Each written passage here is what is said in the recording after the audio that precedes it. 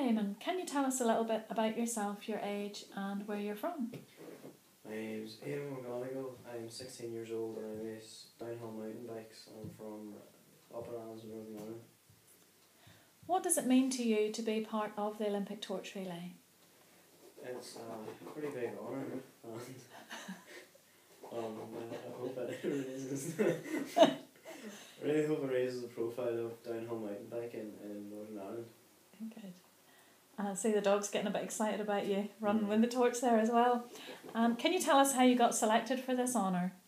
My mum nominated me first and then Coca-Cola picked me. Good. Obviously this is a once in a lifetime opportunity for you. Do you feel a sense of pride being able to take part?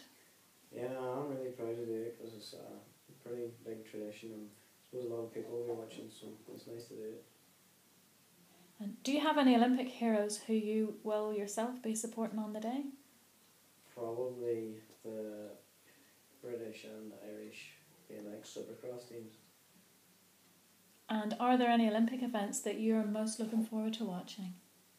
Probably the BMX Supercross as well as the cross country I might watch as well.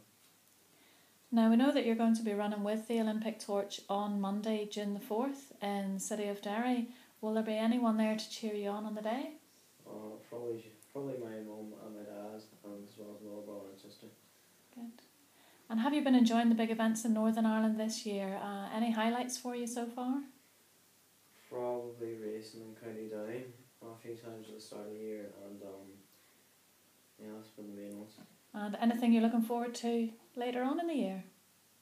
Just the rest of the mountain bike races, the last one in County Down again, and then I'll probably head up to Eagles or Rockford, Glasgow as well. Okay, that's great. Thanks very much. Right. All the best.